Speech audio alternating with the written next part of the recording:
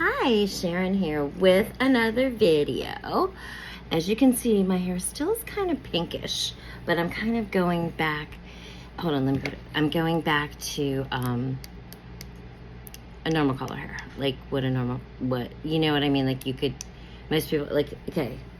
So if you can see, it's kind of like it can look like a normal color right now, right? A little boring looking, but that's okay. And it's a little pink under here, but I'll definitely get it away. I want a normal color hair. I don't want it to stick out with some, even though it was very cool. It was very cool, but I just don't want to stick out like that. Oh, I forgot to put on look, this is a lip palette. It's so cool. It has, let me show you.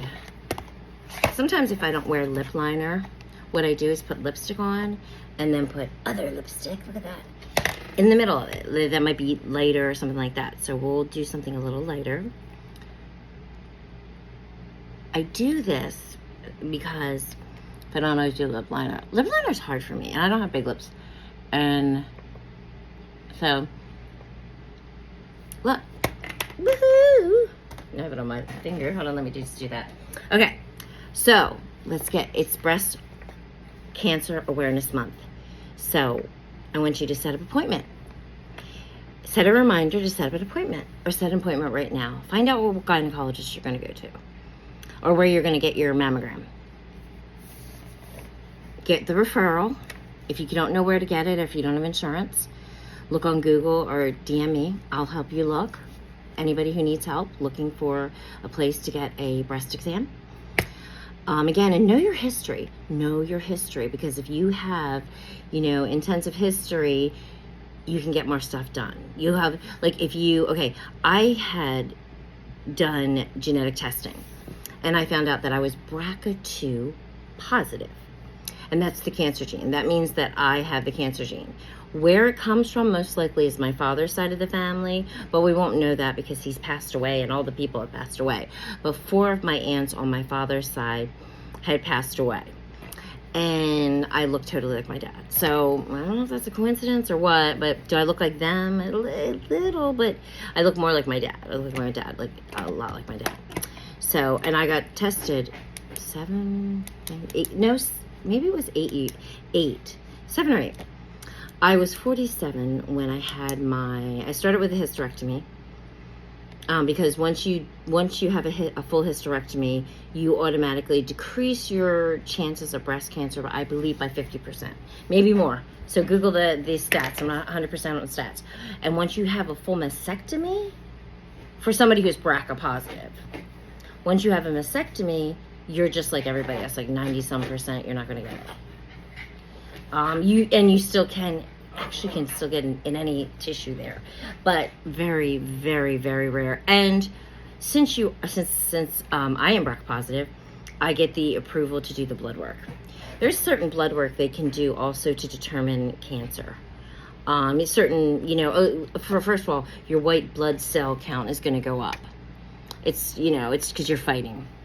There's so many tracers, but now they also have a blood test, and I don't, if you want more, Google's your friend, because I don't know any of that stuff. But I do know that if you know your background, and if you one thing I will point out, in some states, oh my god, my hair's a mess, if you go to get genetic testing, make sure you have all your insurance ahead of time, because after you are diagnosed as being, there's all different cancers that they can screen for. I'm BRCA2. There's BRCA1. BRCA1 is usually in Jewish. And that's how one of my girlfriends found out she was actually Jewish, too. She was BRCA1, and she had no idea she was even Jewish. And then BRCA2 is, I guess, everybody else. So when you get that testing and you get that label, the insurance companies now ask you, have you been? And if you have been, and something happens, say you died, your policy is not going to be any good. So don't pay on it. Get your insurance. There is insurance if you do have cancer, especially, or not cancer, but if you have BRCA, if you are genetically, opposed to it. But before you do any of your testing, you have to go, first you go in for a consult, and they're going to tell you that. So make sure you have all your insurance. And depends on the state. I would just make sure you have all your insurance, and make sure you have it till the the end of your life. That I do. That's what I did. Everybody doesn't do that, and as you get older and older, you should need as much insurance. When you're younger, you need it more because you have such a big mortgage, maybe all these kids, and if you die when you're younger, it's a bigger hit because you're not, you're expected to live expectancy and make these bills and stuff like that. That's why you have it more when you're younger. But this isn't about life insurance. But just so you know, if you do get diagnosed, sometimes your insurance will change. And so be aware of that before you start any genetic testing. But before you do any of that, go get a mammogram. It's breast cancer awareness. Every 2 minutes, a woman dies from breast cancer. Every 2 minutes. Every 13 minutes, someone else dies from breast cancer. Don't be a stat. Prevention. It's work, but if you get diagnosed with cancer and you have to go on chemo and radiation, you lose your hair, your eyelashes, your eyebrows, your nails, your toenails. You can get sores in your mouth. You will so be thankful that you saw this video. So look at this video and go make an appointment for your mammogram. I'm going to say it every day because I love you and you deserve it. So what are you going to do today? You're going to set an appointment up for your mammogram. Yeah, you are. Ooh, you are. Time to get a mammogram. October is breast cancer awareness. Every 2 minutes, a woman dies of breast cancer. Don't be the every 2 minute. Set the appointment up. Save your life. Save your life. You're worth it. You're worth it and more. I hope you had a great weekend, but now it's time to set the appointment up. And if you're busy at work, set a reminder. Set a reminder. And I'll remind you tomorrow too. It's Breast Cancer Awareness Month. My mother was a breast cancer survivor. She was, at the time that my mother got breast cancer, they didn't even have chemo. It was in the 70s, 70 something. And was it late 70s? Late 70s, I think. So she was, or maybe it was earlier, but anyways, she's passed away now, but not from breast cancer. Every 5 years is the goal. It has a tendency to come back every 5 years. Every 10 years, you're crazy.